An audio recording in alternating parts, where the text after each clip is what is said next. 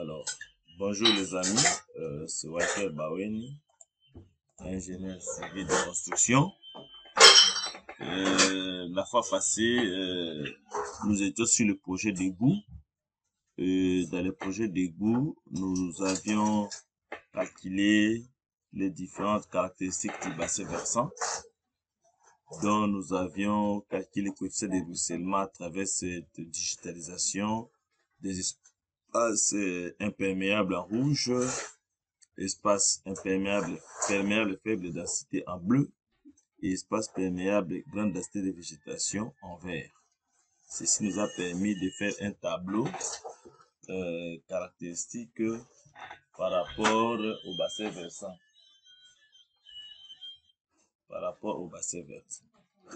Alors, maintenant, nous allons chercher à tracer les réseaux d'égouts. Dès que le réseau est tracé, on peut aussi déterminer les caractéristiques de ces collecteurs. Et puis, avec les deux tableaux, on pourra faire le dimensionnement. Mais pour tracer les collecteurs, nous avons plusieurs sous-bassins versants qui doivent être drainés pour amener de l'eau dans un endroit appelé station d'épuration qui va permettre de désintoxiquer ces eaux et puis les ramener vers la rivière. Alors, quelques notions sont importantes ou encore quelques préambules sont très importantes à connaître avant d'aller dans le tracé du réseau. Rapidement, nous allons revoir ces quelques notions qui vont nous permettre de nous rafraîchir et de bien tracer les réseaux. Alors, je vais vers le fichier PowerPoint que j'ai préparé pour vous. Ceux qui ont besoin de ces fichiers peuvent m'écrire sur mon numéro WhatsApp et puis je pourrai l'envoyer directement. Mon numéro WhatsApp, il est là, 81 plus 243 81 29 00 285. Je suis de la RDC, bien sûr. Alors, sans plus tarder, nous allons projet d'égout, tracé du réseau d'égout, normes de conception de réseau d'égout, introduction. On effectue le captage et l'évacuation des eaux usées ou des eaux de ruissellement à l'aide des réseaux d'égout conçus pour recueillir et transporter préalablement par gravité les eaux usées qu'ils reçoivent. C'est-à-dire, le réseau d'égout ici est conçu pour être travaillé par gravité. C'est-à-dire, les eaux doivent descendre suivant la pente du terrain naturel, mais il y a des cas extrêmes où on n'a pas la possibilité d'utiliser la gravité. Alors, dans ces cas, on peut recourir à une station de pompage où on peut pomper ces eaux pour remonter la pente et rejoindre la partie qui peut continuer par gravité. Nous allons le voir aussi quand on va essayer de travailler ici. Soit vous êtes obligé d'aller plus en profondeur pour rechercher la gravité, ou si vous ne voulez pas aller plus en profondeur, vous insérez une station de pompage et quand les eaux arrivent, vous pouvez les pomper pour remonter la pente et rejoindre la partie qui peut continuer avec la gravité. Ce sont des possibilités de conception. Un réseau d'égout doit satisfaire à un certain nombre d'exigences et ainsi il doit être suffisamment profond pour capter, de préférence sans pompage, les eaux qu'on a prévu qu'il capte. Donc, le réseau doit être suffisamment en profondeur. Résister aux charges mortes dues au remblai. Les véhicules vont passer, la terre qu'on va remettre sur le réseau. Avoir une capacité hydraulique suffisante pour transporter les débits maximaux. Avoir une pente suffisante pour que la vitesse d'écoulement des eaux lorsque le conduit d'écoulement à plein débit empêche tout dépôt de matière suffisante. Donc, on doit avoir une pente suffisante pour que les écoulements se fassent et que le dépôt de matériaux ne se fasse pas dans la conduite. Être pourvu des éléments nécessaires, branchement, bouche d'égout, vanne et ainsi de suite, au captage et à l'évacuation des eaux usées et des éléments nécessaires à son entretien. Être peu coûteux, l'aspect économique est là. Être sécuritaire aussi bien pour le personnel d'entretien que pour le public. Et c'est pendant toute la durée de sa vie utile. La conception des réseaux d'égout n'est toujours pas chose facile. en plus de choisir l'emplacement du réseau, il faut en effet calculer la dimension, le diamètre et la pente de chacun des tronçons des conduites. Choisir les matériaux dont seront faites ces conduites, béton ou thermoplastique, et déterminer à quelle profondeur on devra les installer. En général, on profite de la dénivellation naturelle du terrain pour le transport des eaux usées par gravité. Rappelons que la pente des conduites doit être assez prononcée pour empêcher tout dépôt de matière solide. Il faut donc à l'occasion installer des pompages lorsque l'évacuation par gravité est impossible. Donc, c'est ce que je vous ai dit. De préférence, on préfère travailler un réseau d'égout par gravité, mais il y a des cas extrêmes où la topographie du terrain ne vous permet pas. Vous pouvez recourir à une station de pompage. Nature du réseau d'égout. Selon la nature des eaux à évacuer, on recourt à l'un ou l'autre des trois types de réseaux d'égout suivants. Donc, on a les réseaux d'égout sanitaires, les réseaux d'égout pluvial et les réseaux d'égout unitaires. Sanitaire, ils transportent les eaux domestiques. Pluvial, les eaux pluviales. Et unitaires, ils rassemblent les deux types. Voilà. Et ici, c'est une représentation. Vous avez ici une habitation. La fondation est drainée de cette habitation. Les eaux usées utilisées sont là. Et ces eaux usées sont canalisées vers un égout appelé égout sanitaire. Par contre, nous avons un égout pluvial où toutes les eaux de ruissellement de la rue viennent dans la bouche d'égout, ils entrent et atteignent le réseau d'égout qui est suffisamment en profondeur. Au-delà de ça, vous avez le drainage des fondations qui est connecté directement au réseau d'égout pluvial. Et vous avez d'autres branchements pluviales aussi. Voilà. Donc, c'est un peu ça. Ici, nous avons un réseau sanitaire qui ne transporte que les eaux usées. Et vous avez un égout pluvial qui transporte les eaux de la pluie. Mais ici, quand le drain de fondation est connecté à la partie égout sanitaire, on parle d'un égout pseudo-séparatif. Dans le premier cas, vous avez vu que le drain de fondation était connecté à l'égout pluvial. Mais ici, il est connecté à la partie égout sanitaire et on parle ici des réseaux pseudo-séparatifs. Et vous avez une illustration en 3D. Vous avez là les eaux usées qui viennent se connecter au réseau d'égout. Ici, c'est la route. Et voilà, et ici, une chambre et une bouche d'égout ou chambre de visite. Vous allez voir la différence après. On peut entrer et voir comment se connecter et ça peut partir. Et ici, dans ce cas ici, on a un seul égout où tous les eaux de ruissellement entrent par la bouche d'égout, atteignent les réseaux. Les drains de fondation passent, atteignent les mêmes réseaux. Les eaux domestiques passent, atteignent les mêmes réseaux. Et ça, c'est un égout unitaire. Éléments d'un réseau d'égout. Les réseaux d'égout sont constitués d'une succession de tronçons de conduite dont l'agencement a pour but d'assurer l'acheminement des eaux d'égout du lieu de leur formation à celui de leur évacuation. Les éléments d'un réseau d'égout diffèrent quelque peu selon le type de réseau, étant donné que chaque type doit s'adapter aux diverses catégories d'eau usée qu'il doit transporter.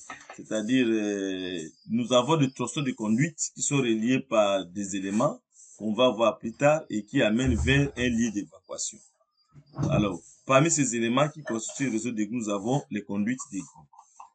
Quels que soient les réseaux d'égout, on reconnaît 4 types de conduites d'égout.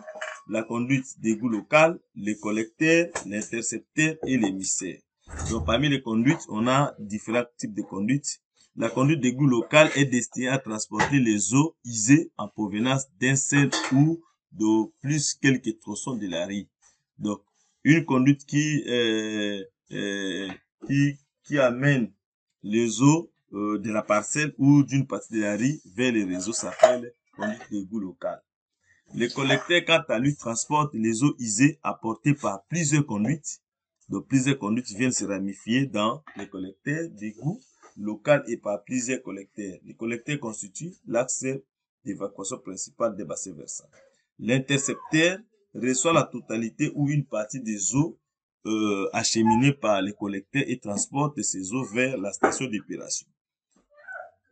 Et puis l'émissaire enfin évacue les eaux usées vers les milliers de récepteurs. Donc, vous avez un réseau où des petites conduites, ça s'appelle conduite d'égout, transportent les eaux vers des conduites moyennes qui sont les collecteurs, et les collecteurs sont rassemblés tous par un intercepteur qui les amène vers une station d'épuration. Et à partir de la station d'épuration, dès que le traitement est fini, on peut les déverser vers les milieux naturels par une conduite appelée émissaire. Voilà, on peut voir et puis une représentation ici. Vous avez des maisonnettes ici qui amènent les eaux, et une conduite les amène vers la conduite principale qui reçoit chaque quartier, si l'on peut le dire, ou chaque bassin. Et puis, cette conduite amène les eaux qui viennent jusqu'à la station d'épuration. Ces eaux sont traitées ici et peuvent être déversées dans le milieu naturel. Alors, ça s'appelle les conduites. Les conduites. Et ceci, et ça et là, ça s'appelle des collecteurs. Et celui-ci qui rassemble tous ces collecteurs ici s'appelle émissaire. Émissaire. Et puis, celui-ci, l'émissaire, disons, l'intercepteur, il est là. Et l'intercepteur amène les eaux pris des différents collecteurs jusqu'à la station d'épuration. Après avoir été traité, on les déverse vers le milieu naturel par une conduite ici appelée émissaire. Émissaire, c'est celui-ci. Celui-ci qui amène les eaux vers la station d'épuration est appelé intercepteur. Celui-ci, le principal ici, intercepteur. Et les autres ici sont des collecteurs. Des plus petits ici sont des conduites. Voilà. Et ici, c'est une illustration au cas où on ramène des eaux par la pente, mais que la topographie ne permet pas, il faut relever. On peut placer une station de pompage ici. Et puis les eaux qui arrivent ici sont pompées et remontent la pente pour descendre par la gravité. Vous allez retrouver ces cas quand vous allez faire la conception. Vous allez constater que dans d'autres cas, c'est impossible d'utiliser la gravité naturelle. Voilà.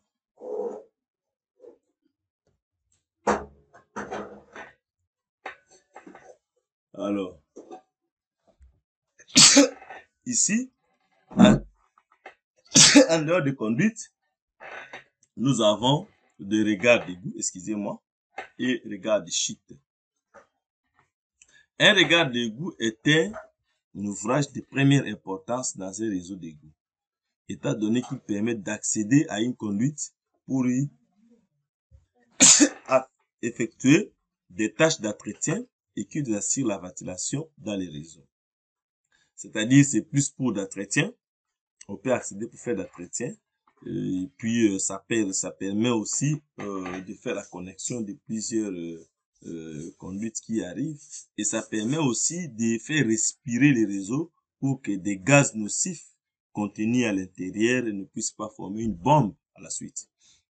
On installe un regard à chute lorsque les radiers de la conduite qui achemine les eaux usées vers les regards d'égout est situé à plus de 600 mètres de la couronne de la conduite qui les évacue.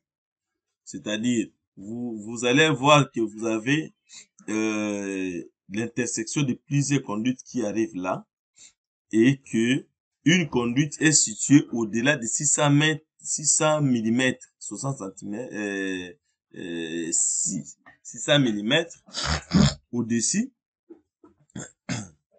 Alors, si c'est au-dessus, c'est l'illustration est ici. La conduite ici amène des eaux, mais qui doivent être évacuées en bas ici. Alors, on installe les regards de chute. Ces eaux arrivent, ils chutent ici, et puis ils peuvent continuer le chemin un peu plus bas. Okay. La côte est d'arrivée. Excusez-moi, je suis un peu arrimé.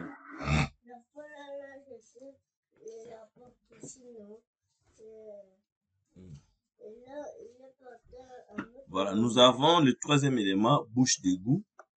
Une bouche d'égout, souvent appelée à tort puisard, a pour fonction de collecter habituellement en bordure de riz les eaux de ruissellement des surfaces afin de permettre leur acheminement vers l'égout pluvial ou l'égout unitaire, en plus comme un bassin qui retient les débris lourds, sable, gravillon par exemple.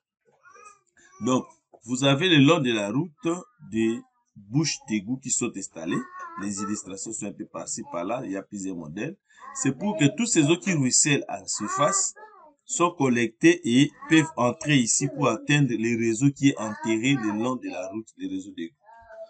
Alors, ce dispositif qui permet d'absorber de l'eau de la surface et les amener vers les réseaux qui est enterré sont appelés les bouches d'égout.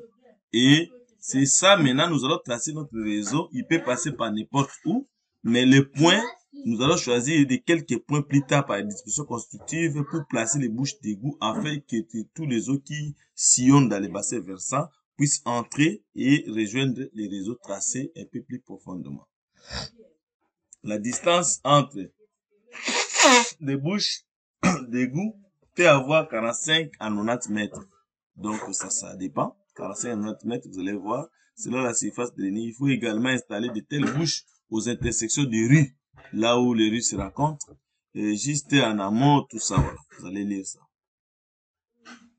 Et vous avez aussi, en dehors des bouches d'égout, les branchements ou entrées de service.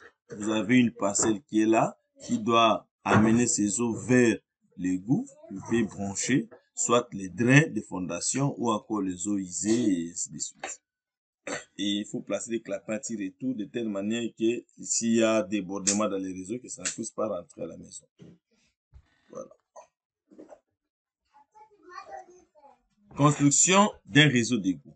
Dans ce paragraphe, nous allons présenter les principales connaissances que les ingénieurs doivent posséder en ce qui concerne les matériaux de conduite, les formes de la section de ces conduites, les pentes requises, les vitesses d'écoulement, l'installation des regards et des bouches d'égout et l'étanchéité des jonctions dans le but de réduire le débit d'infiltration parce que ces eaux qui sont collectées et amenées vers l'égout, si elles ne sont pas bien entretenues, elles peuvent commencer à s'infiltrer et peut-être contaminer la nappe phréatique.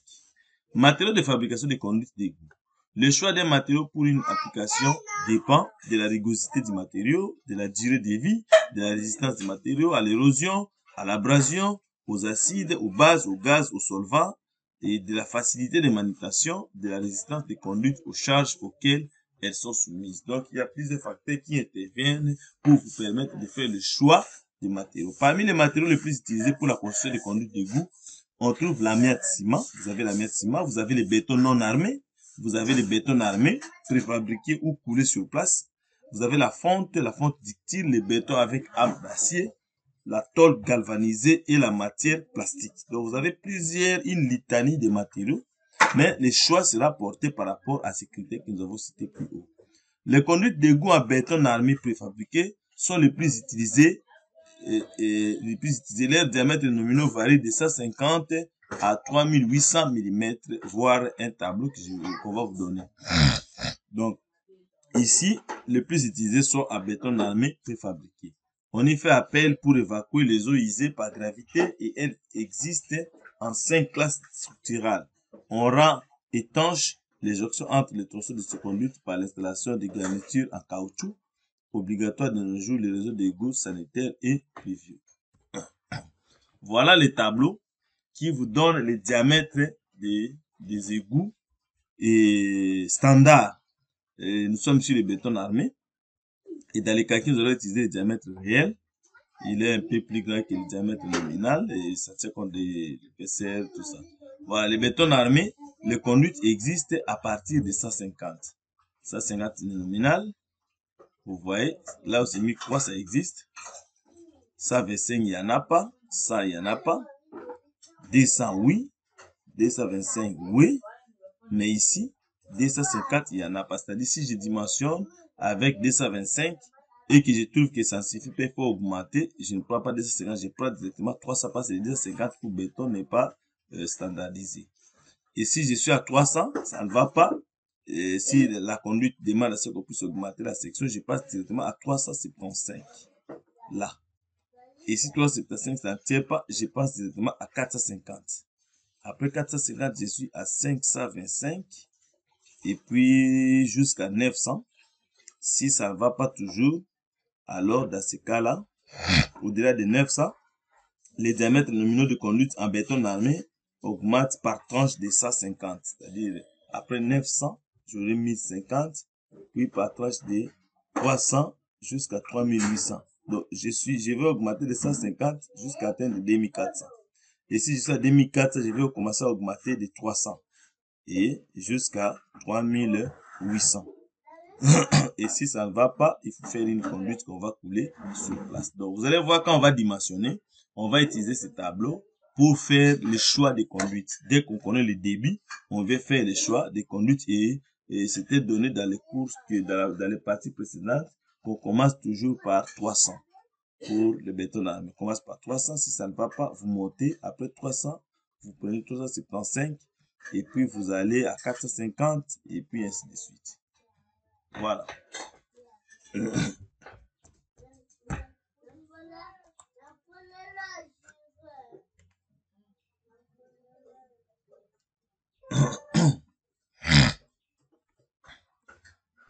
Diamètres minimaux des conduites d'égout. Au fait de l'entretien et de l'autocurage, le diamètre minimal des conduites d'égout est de 200 mm dans le cas des conduites d'égout sanitaires et de 300 mm dans celui des conduites d'égout privées. Donc, on commence par les 300 comme je vous ai dit. Et la logique ici est qu'on calcule d'abord le débit. On calcule le débit à évacuer et on choisit une conduite pour évacuer ce débit. Dès que cette conduite ne satisfait pas, on peut choisir la conduite qui est plus grande que celle-là. Donc, on commence par 300. En outre, au regard d'égout, le diamètre de la conduite en aval, celle qui évacue les eaux d'égout, ne doit jamais être inférieur au diamètre de la conduite en amont, celle qui transporte les eaux d'égout vers les regards d'égout. C'est-à-dire une conduite qui se trouve en amont est toujours inférieure à celle qui est en aval. Ça, ce sont les principes. Forme particulière, nous avons plusieurs formes. Vous allez lire. Regard d'égout. La distance maximale qui sépare deux regards d'égout varie en fonction du diamètre de conduite qui relie.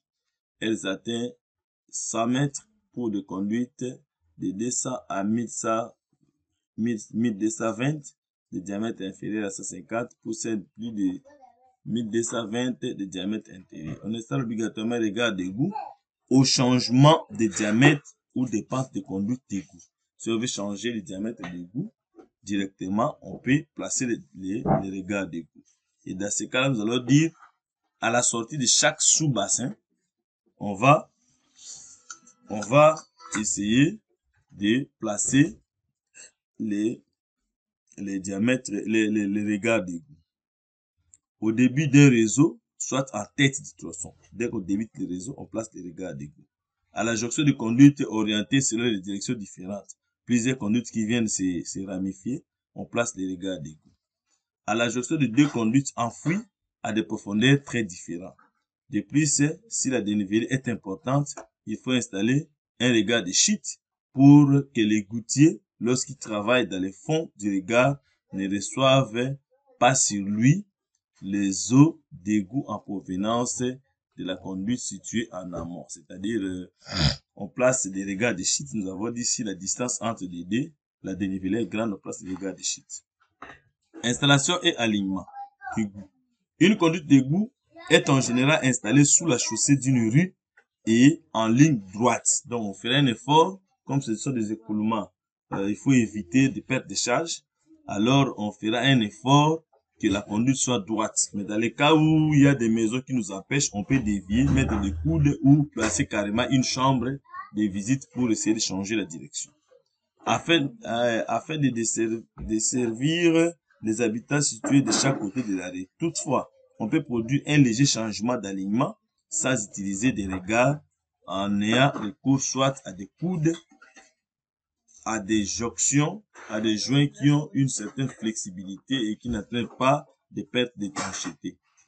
Profondeur d'enfouissement, pente, vitesse minimale de conduite d'égout. Dans la mesure du possible, on doit enfouir les conduites d'égout assez profondément pour qu'elles puissent recevoir par gravité les eaux.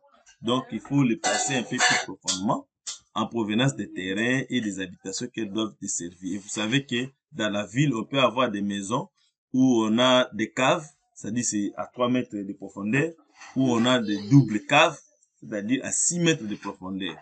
Donc, si vous voulez desservir, il faut ancrer plus profondément les réseaux pour que tous les eaux y descendent par gravité. Sinon, si le réseau est à 3 mètres et qu'il y a des maisons qui sont à moins 6 mètres, ces maisons vont utiliser des pompes hydrophores pour essayer de remonter leurs eaux et atteindre les réseaux d'égout.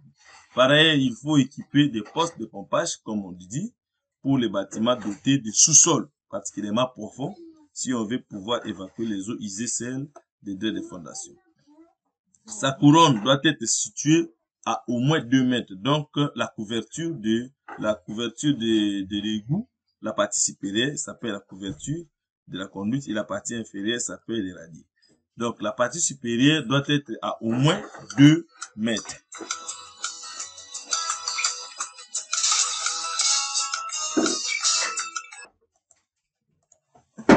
Voilà. Donc, je disais, il faut que la partie supérieure, la couverture de la conduite, soit à plus ou moins minimum 2 mètres. Lors de la construction d'un égout, c'est la hauteur du fond que nous appelons le radier intérieur de la conduite qu'il faut indiquer sur le plan. Donc, on va indiquer la cote radier. Alors, on va commencer par, comme on ne connaît pas le diamètre de la conduite et qu'on va dimensionner après, dès qu'on fait le profil à long, on va indiquer la cote de la couverture. On va faire le calcul avec la cote de la couverture. Dès qu'on connaît le diamètre après dimensionnement, maintenant la cote de la couverture va nous permettre de moins le diamètre pour trouver la cote du radier qui sera indiquée dans le plan d'exécution. Parce qu'on doit fouiller jusqu'à cette cote pour placer la conduite.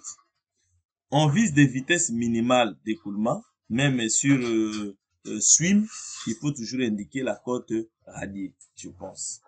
On vise des vitesses minimales d'écoulement à 1 mètre par seconde pour les réseaux unitaires et pluviaux.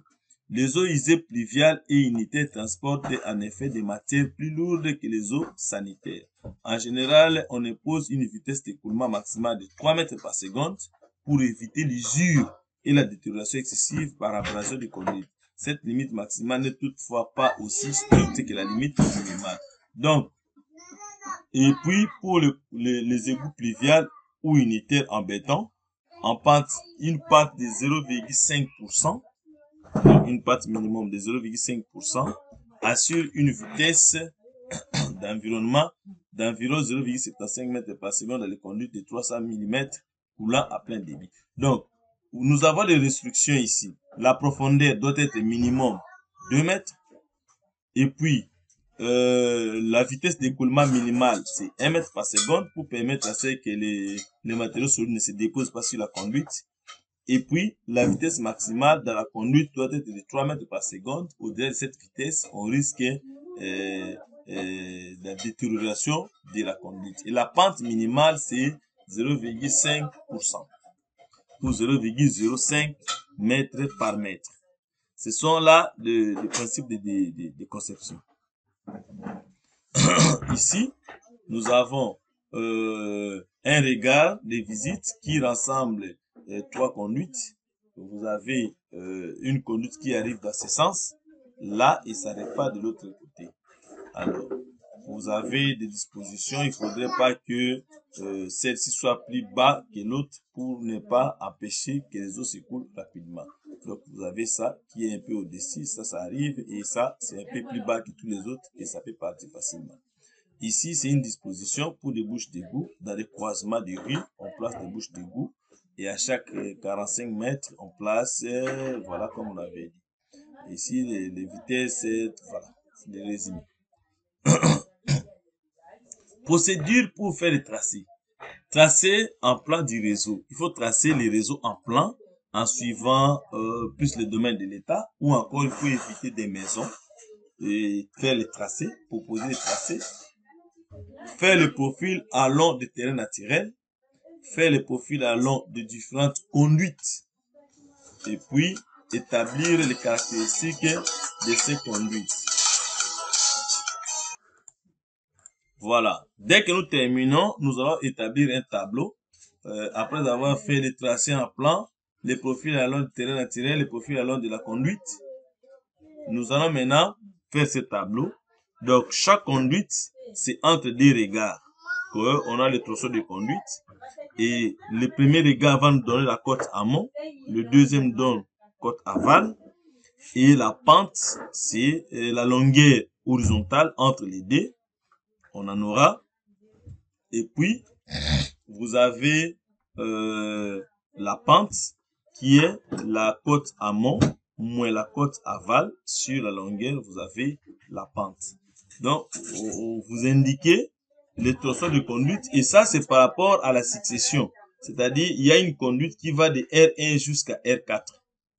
Et ça, c'est une autre conduite qui va aussi de R8 et vient se déverser à R4 encore. Et R4 va prendre vers la sortie. Donc, on va essayer de classifier ça comme ça. Et dès qu'on a ce deuxième tableau, ça peut nous permettre, par rapport au tableau des caractéristiques des bassins et le tableau des caractéristiques des conduites, on peut maintenant faire un troisième tableau qui est le dimensionnement. Voilà. Nous avons quand même terminé ces quelques rappels. On peut passer directement au tracé. Voilà. Je suis ici. Se souvenant de tout ce qui vient de se passer. Ici, je vais quand même éteindre les calques de ces différentes parties ici. Mais regardez, je vais éteindre d'abord les calques des différentes surfaces. Je viens ici. J'éteins ça. Désactiver les calques courants. Je vais encore ici. Imperméable et puis faible densité de végétation. J'essaie un peu de désactiver ça. Regarde, ouais. Ça va. Et maintenant, je vais essayer de faire des approximations. Je regarde. D'abord, je vais jeter les eaux où? Faut chercher là où vous allez déverser les eaux. J'ai le fleuve ici. Quoi de plus normal? Je place une station d'épuration ici. Et puis les eaux qui seront traitées vont être déversées là-bas. Je fais ce choix comme ça. C'est une conception. Je me dis, ici, je vais placer la station d'épuration. Donc, toutes les eaux seront amenées ici. Ce qui signifie que j'aurai un intercepteur qui passera ici, là, jusque là. Alors, je commence par ici. Je fais un nouveau calque que je vais appeler là. J'appelle ça conduite. Conduite. Conduite. Alors, nous allons mettre ici, je mets la couleur magnétar. Ok, et puis comme c'est la conduite, ça m'intéresse plus. L'épaisseur, je prends 50.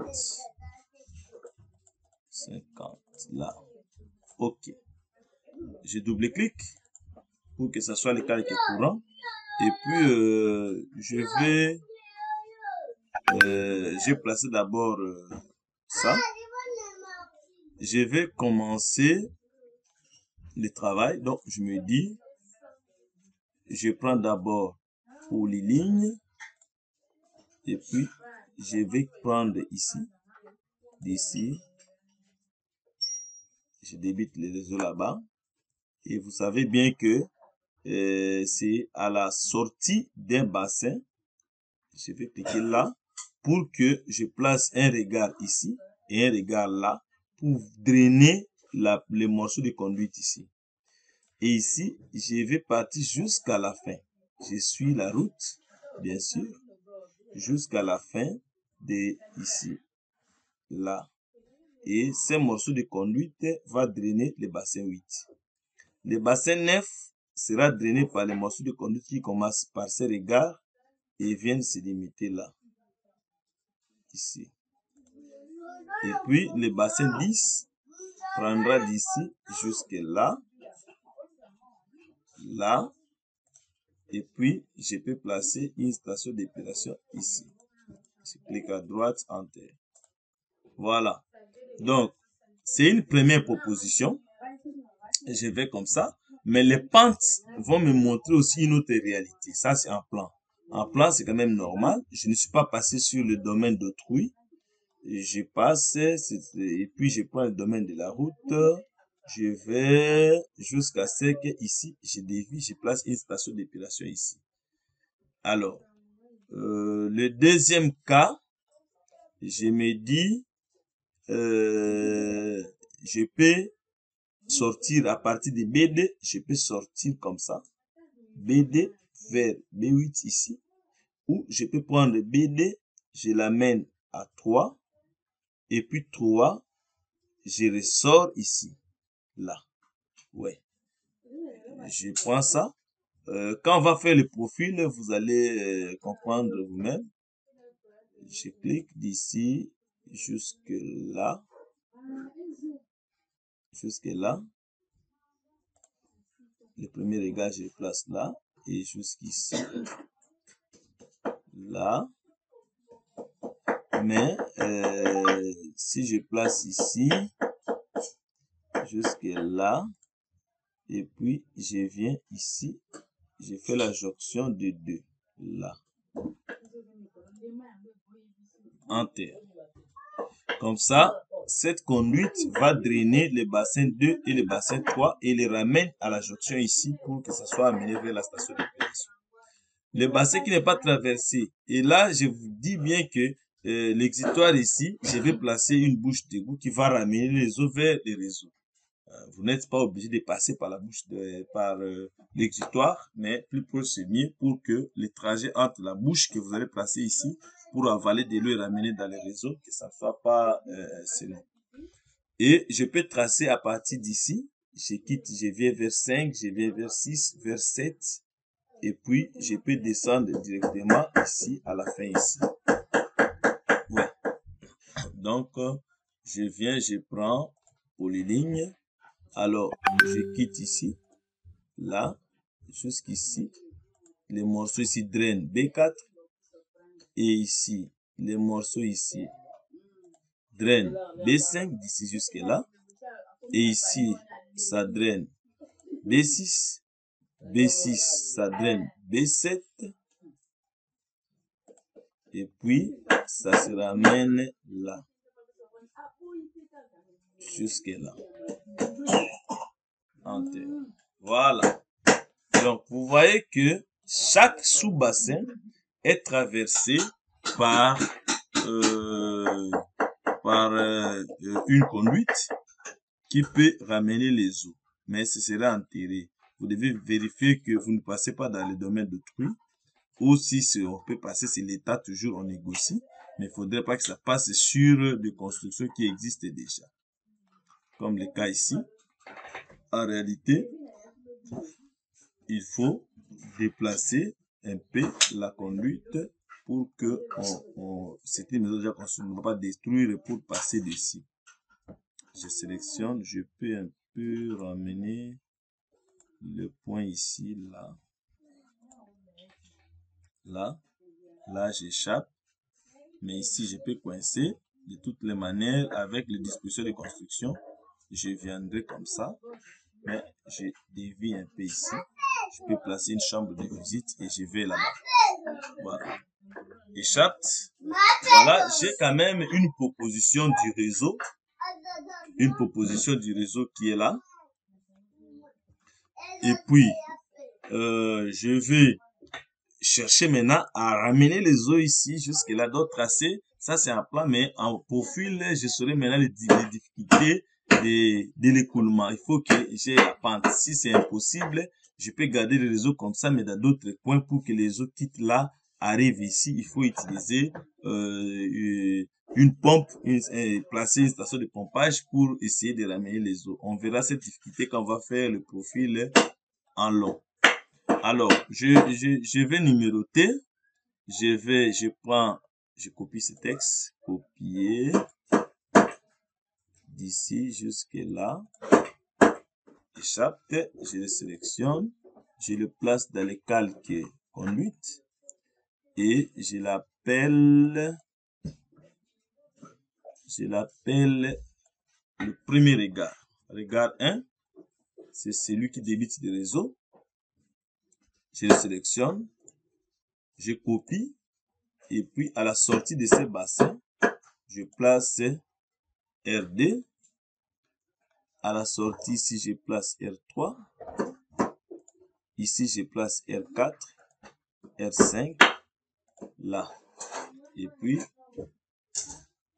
je sélectionne, copier, ici, je place la station d'épuration. Donc, ici, j'ai station d'épuration. Et puis, donc, le premier tronçon de conduite commence par là, R1 à R2, ici, R2, R2, R2 à R3, R3 à R4, R4 à R5.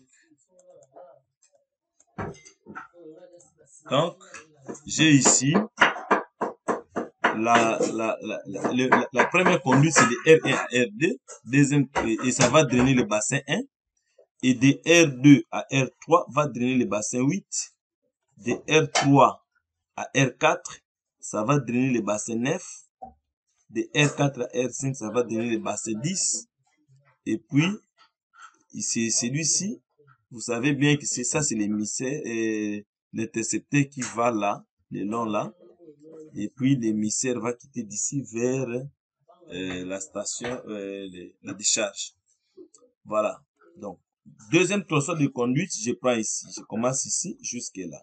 Donc, je suis sur R5, je prends, je copie celui-ci, ça je l'appelle R6, donc ça va donner d'ici jusque là, et puis ici, jusque là, si je me limite ici, mais le bassin 9 est déjà drainé par R3, R4, ça sert à rien de mettre le regard ici, peut-être pour l'entretien. Donc, je vais considérer que R1, d'ici jusque là, c'est seulement le bassin 3 qui est drainé. Donc ici, ça ne sert à rien. Je vais embrouiller les calculs. Donc, j'étais à R5. Je me dis ici, c'est R6. R6. Et puis ici, c'est R7. R7. Voilà. Donc, je quitte de R6 à R7, ça draine le bassin 2. De R7 jusqu'à R4, ça draine le bassin 3 seulement, parce que le bassin 9 est drainé par R3, R4. Bon, c'est une conception. Vous pouvez aussi considérer que vous mettez les regards ici et ce bassin est drainé par ça. Alors, dans ce cas, vous quittez de R2 directement vers R4. Celui-ci ne sera pas important. Donc, ça dépend des modèles que vous placez. Ça reste cette partie ici. Je sélectionne, copier, là. Je commence par ici. Et aux sorties du bassin, là, je place. Aux sorties ici, je place. Vous devez comprendre que chaque morceau de conduite doit drainer un bassin. Ici, c'est là. Mais si je place ici, le bassin 10 est déjà drainé par la conception que j'ai fait au départ. Donc, je ne place plus ici. Donc, il va quitter de R6 à R5. Il draine que le bassin 7. Les eaux de ces bassins seront renvoyées dans cette morceau, dans cette partie de conduite. Alors ici, j'avais R7. Alors ici, je peux parler de R8. R8. Ici, j'ai R9. Et puis, R10. Dixième regard. R11. Et puis, R11 vers R5 draine le bassin 7. Enregistré. Voilà. J'ai essayé de faire la proposition de mon réseau. Il faut maintenant faire le profil pour effectivement se rendre compte de ce que je viens de faire. quelles sont les difficultés, est-ce que ça sera toujours gravitaire, ou ça sera pompé, ou ça sera profondément ancré, vous allez voir tout ça. Alors, je vais tracer le profil en long de ces conduites. Ça, je peux l'appeler conduite 1, conduite 2, conduite 3. Je vais sur axe, outil de création d'axe, le nom d'axe ici, je l'appelle, je peux prendre ici, je l'appelle conduite, non, je vais ici pour placer les compteurs, je l'appelle conduite insérée, comme ça, ok, il va commencer à appeler conduite 1, conduite 2, conduite 3. Et les sites ici, je prends les sites 1, c'est là où je suis, ok. Alors, pour tracer ici, je ne ferai pas comme la route avec courbe, mais sans courbe.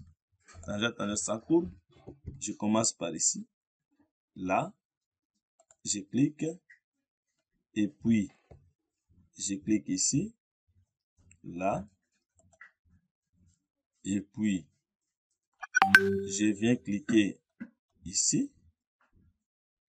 Là.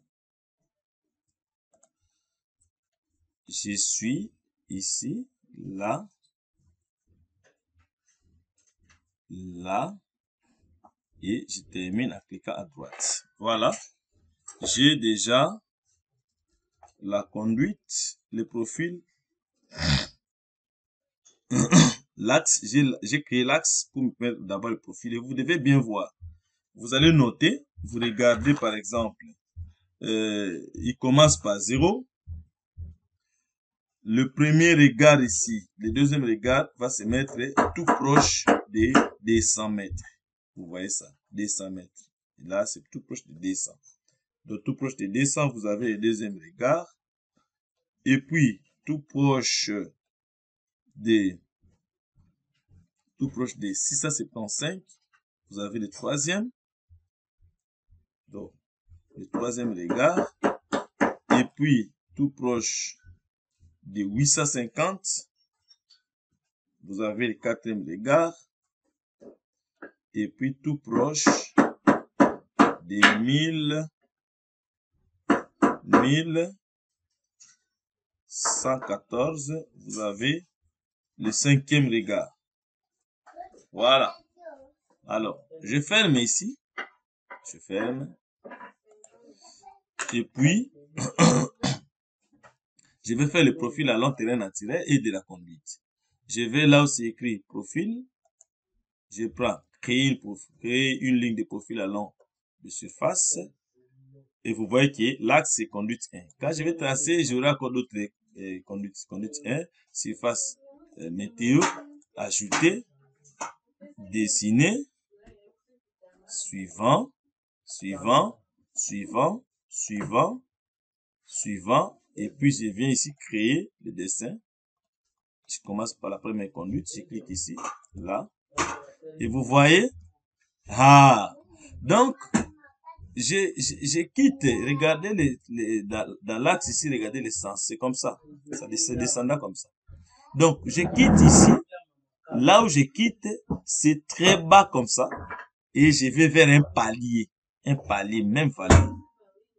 Alors, soit je vais ancrer plus profondément la conduite pour utiliser la pente naturelle, ou je vais tracer la conduite comme ça, je vais comme ça, et pour quitter d'ici jusqu'à il faut monter, alors on va mettre les stations de pompage au début, on va pomper les eaux, et quand ça arrive ici dans les paliers, ça va descendre en gravité. Alors moi, je vais utiliser seulement la gravité. La difficulté est que la conduite sera profondément ancrée, il n'y a pas de problème. Regardez comment je vais tracer la conduite.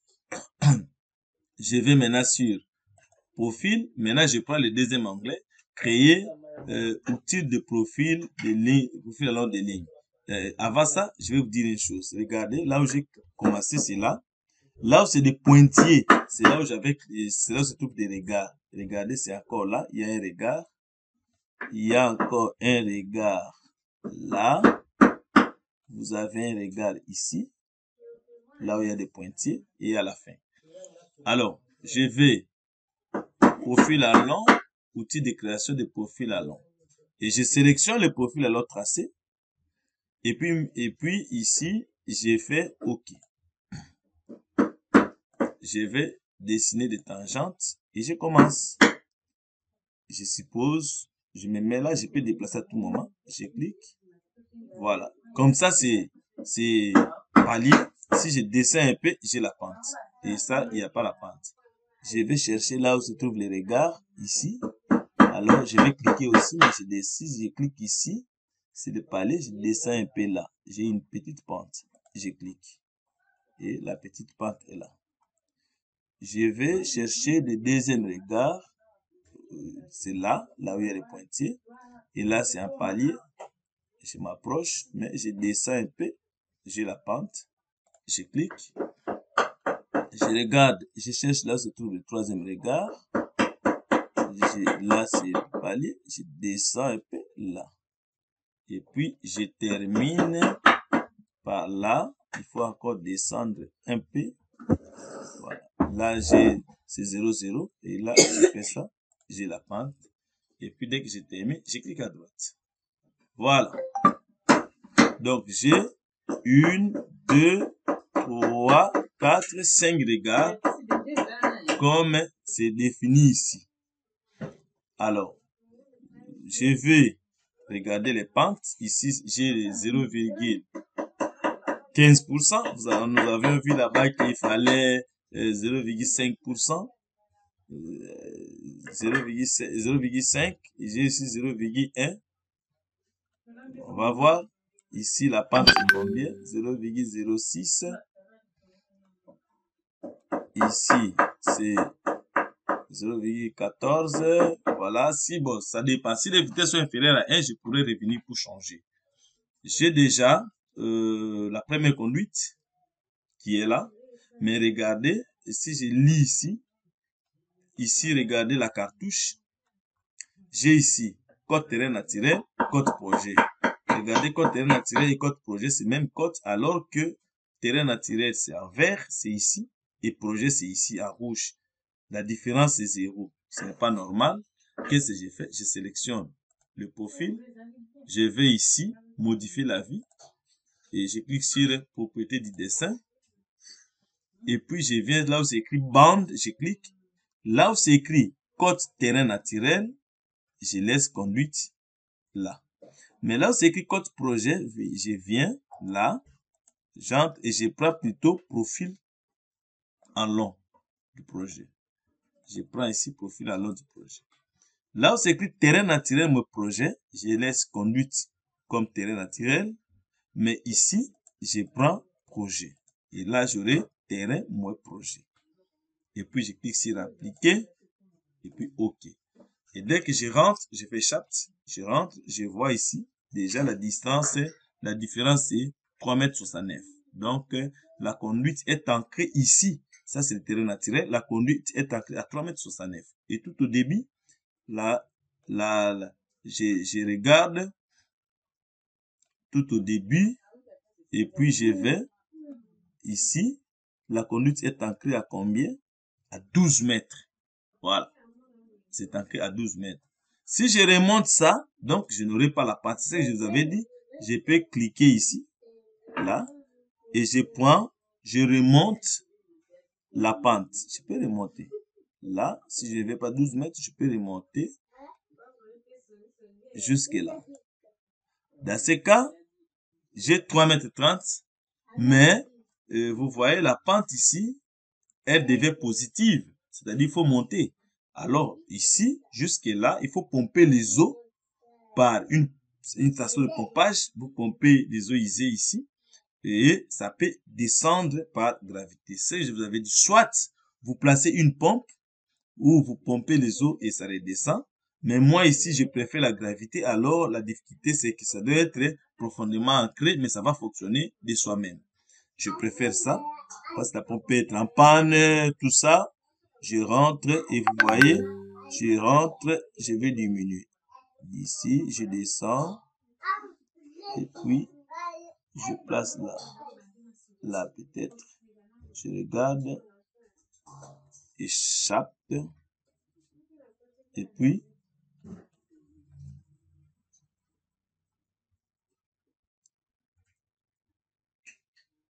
Ici, la pente elle est de combien? Ici, c'est presque 0, 0. Je sélectionne. Je descends encore. Là. Un peu. Voilà. Et j'ai mon 38. Mais ici, ça disparaît. Donc, je suis beaucoup descendu. Je remonte un peu. Je regarde ici. Moins 0,1. Et ici, moins 0,33. Je remonte un peu. Là. C'est comme ça que se passe le travail de conception. Moins 0,03. Ici, moins 0,22. Bon, ça va quand même. Et j'ai 12 mètres. Voilà. Échappe. Je peux retenir cette conduite comme ça. Donc, la conduite est là, en rouge. Et je vais partir comme ça. Je prends la côte amont, c'est ici. Et ici, c'est la côte aval. Et ici, c'est la distance de la conduite. Et cette distance, je la trouve comment? Je prends ici, je suis à 0,25, à 0. Et ici, je suis à 193. Donc, le morceau de la conduite ici, c'est 193 mètres.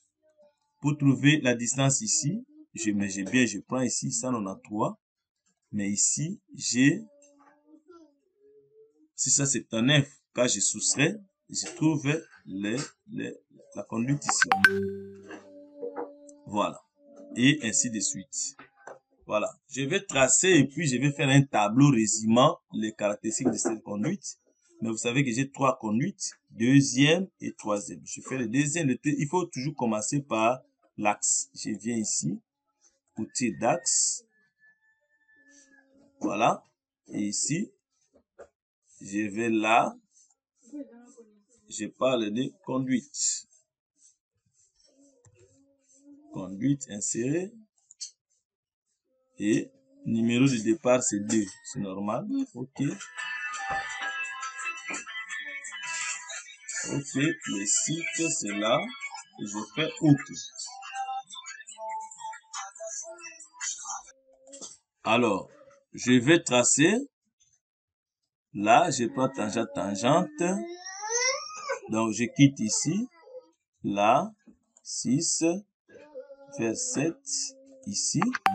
Et puis 7. 7, pour des raisons de calcul. Comme j'avais dit que je ne place pas le regard ici. Je viens directement ici. Là. Mais, je peux cliquer là. Il n'y a pas de problème.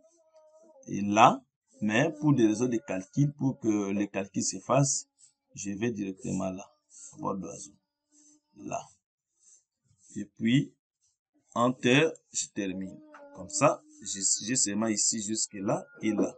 Mais pendant la construction, je vais dévier un peu pour fuir un peu cette propriété. Il n'y a pas de souci.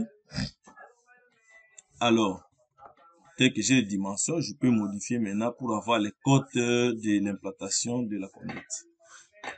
Et puis, je trace le troisième axe. Non, je fais le profil à long et le profil à travers de cet axe d'abord. Je ferme ici.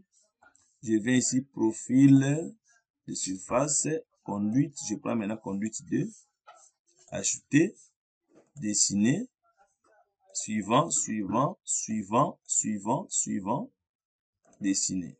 Et je place ici. Là. Voilà. Et puis, je vais maintenant appeler le profil projet, là. Je sélectionne. Et puis, c'est pour la conduite D, oui, bien sûr. Je vais OK. Je prends ici. Tangente, tangente. Je regarde un peu là. Comment je vais partir avec la pente. Alors, je commence un peu ici. D'ici jusque là. Là, les pointillés. Et puis, il descend. Là, c'est palier. Quand ça fait comme ça, je descends un peu là. Là, là. Voilà. Et puis, je descends un peu là. Et puis, je clique à droite. Comment ça? Je le sélectionne. Et puis, je vais là-bas, dessiner. Je prends d'ici et puis jusque là. Là. Je quitte.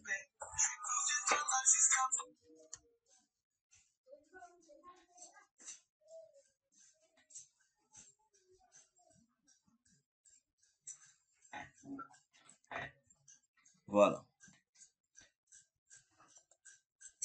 Et puis, je regarde la pente, c'est 4%, 0,4, 0,95. Voilà. Donc, je trace et je vous ai dit que vous pouvez modifier à tout instant si les pentes ne vous plaisent pas ou si vous avez mal cliqué, vous pouvez toujours cliquer et puis bouger cette ligne. Échappe. Et puis, vous n'oubliez pas que nous atterrissons sur R4. Donc, la conduite principale, elle est là. Celle qui atterrit ici, sa cote doit être un peu plus élevée pour que les eaux se déversent ici et aillent là-bas.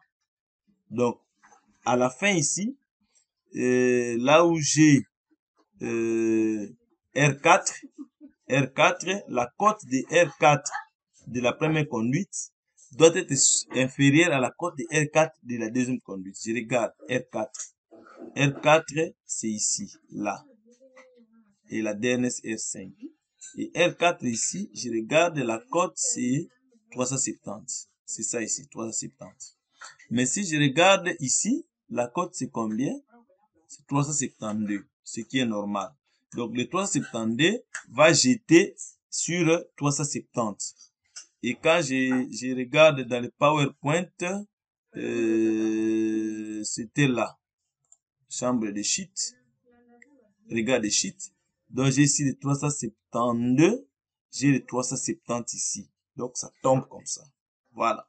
Vous devez toujours contrôler ça. Sinon, vous modifiez par rapport à ça. Sinon, les eaux vont, au lieu que les eaux arrivent ici et partent, ils peuvent arriver ici et retourner là-bas. Ou encore les eaux viennent ici et retournent là-bas. Et puis, je vais tracer la troisième conduite. Je vais tracer la troisième conduite. Je ferme ici. Je prends axe. Outil d'axe. Axe. Et puis, je place les compteurs. Je mets conduite. Insérer. Conduite. Insérer. OK. Voilà. OK. Les sites ici. Je prends les sites. Bien sûr. OK. Et puis, je vais tracer. Là. Je quitte d'ici. Jusque là. Et jusque là. Jusque là. Et puis, directement, je ne place pas les regards ici, je viens jusque là. Je clique et puis je clique à droite. Et vous n'oubliez pas que cette conduite qui vient déverser les eaux dans les regards 5, il faut qu'elle soit plus haute que celle-ci pour que les eaux passent là-bas et celui-ci doit être plus bas. On va regarder. Je vais faire maintenant le profil à long. Je viens ici, profil à long. Et puis, je prends là. C'est celui-ci. Le compteur n'a pas fonctionné. Je prends quand même. Ajouter. Dessiner. Dessiner, dessiner, dessiner, dessiner. Voilà. Créer. Et puis, je vais le placer ici. Là. Voilà. Et puis, je cherche maintenant le profil projet. Je viens ici, je prends ça. Je sélectionne. Je fais OK. Maintenant, dessin. Je commence à dessiner. Ici, la pente est vraiment suffisante. Je prends ici, là. Et les regards, c'est ici. C'est ici les regards. Il y en a combien? Il y a l'autre ici, je vois. Il y a encore l'autre ici, je vois. Donc, je vais cliquer ici. Là, je vais ici, je clique. Je pars ici. Là. Et puis, encore. Ici, je n'en ai plus rien. Je n'ai plus de points jusque là. Je descends un peu parce que si je fais comme ça, la conduite sort au-delà. Jusque là. Voilà. Et puis, je peux quitter. Voilà. Donc, j'ai 1, 2, 3, 4 morceaux. Je regarde ici, c'est la même chose. Donc, j'ai 1, 2, 3 et puis 4 morceaux. Voilà. Et maintenant, je regarde ce que je vous ai dit là où j'ai atterri. C'est à 373.